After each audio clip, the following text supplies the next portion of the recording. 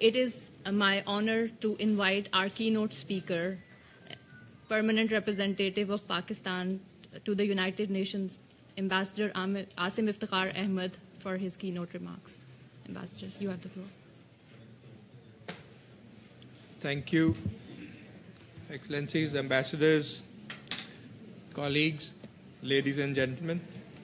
I thank you all for your very kind presence in this meeting.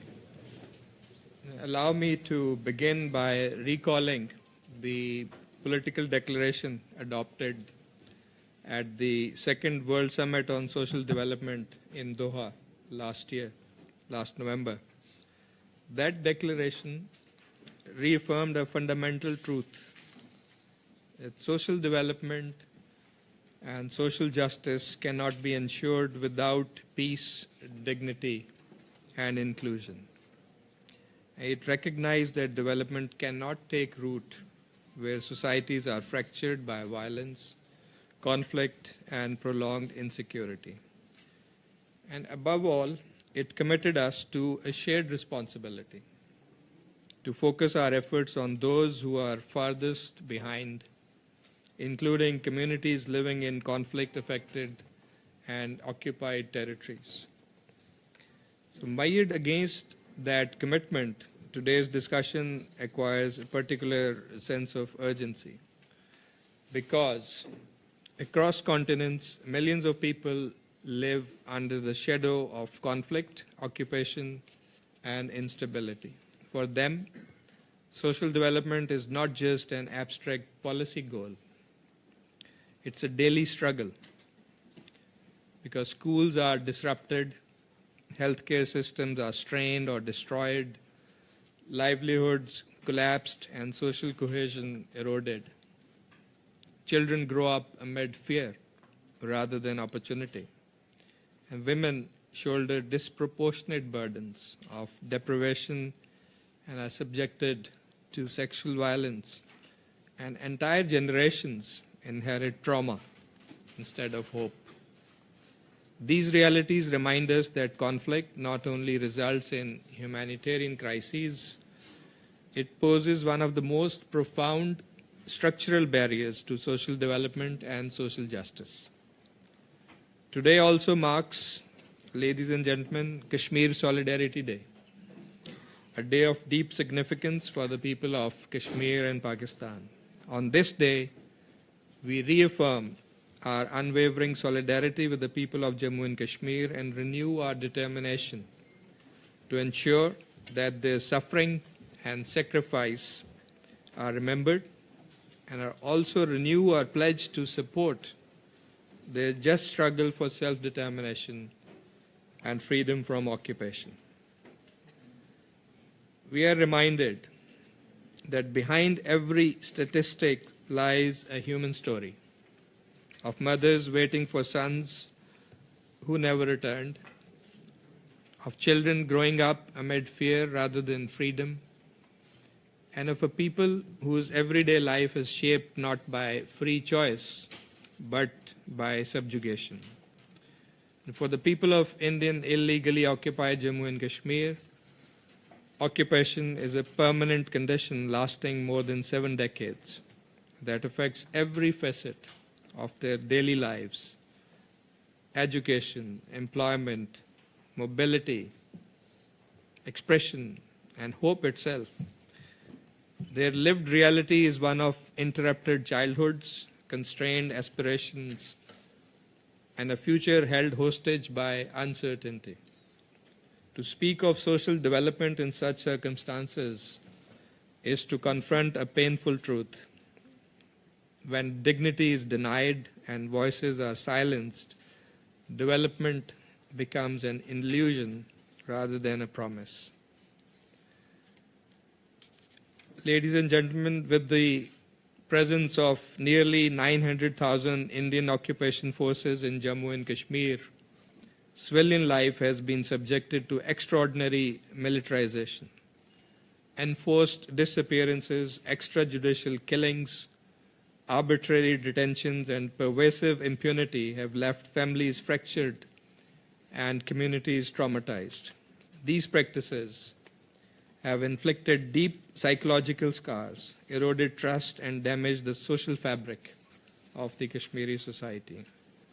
The situation has deteriorated further since India's unilateral and illegal actions of 5th August 2019, which sought to consolidate India's illegal occupation of Jammu and Kashmir.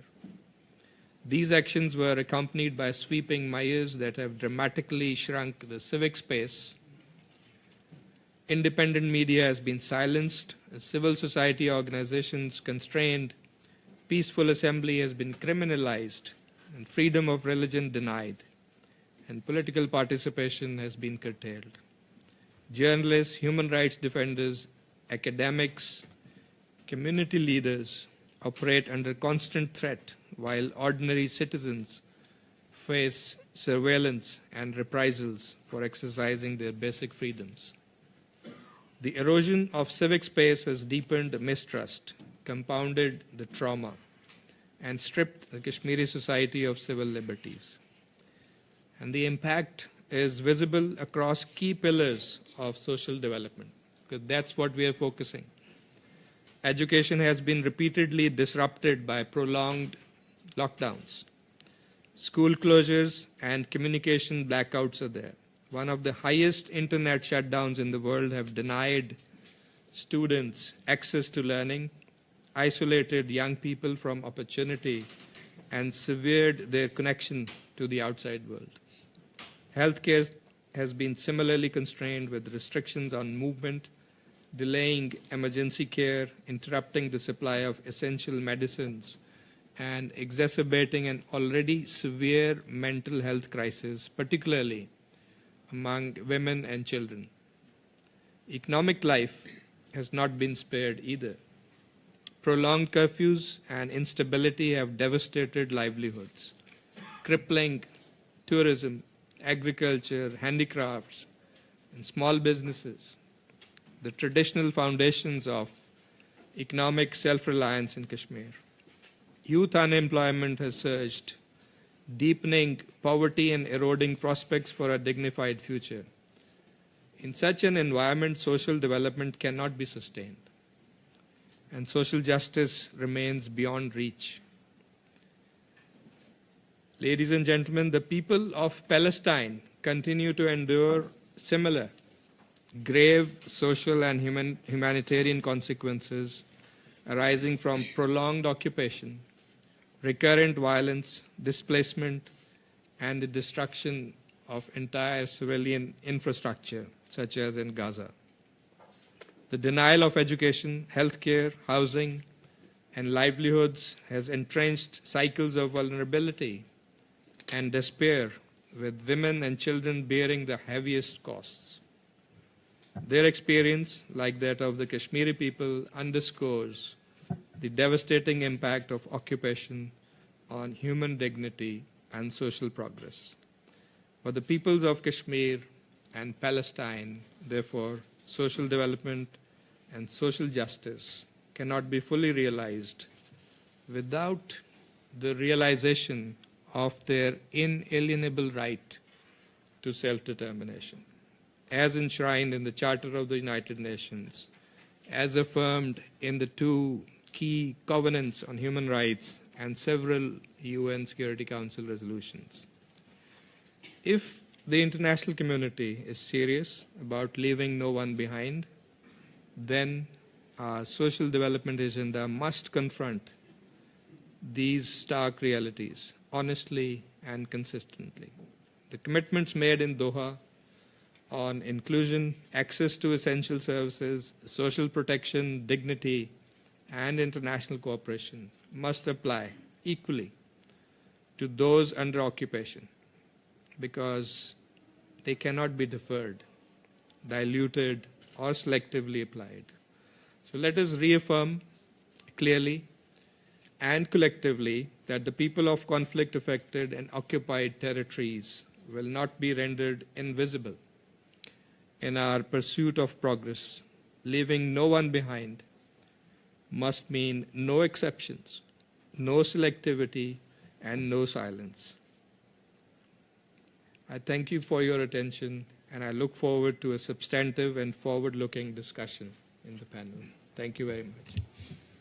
Thank you, Ambassador Asim, for insightful and thought-provoking keynote remarks and for setting the stage for our panel discussion.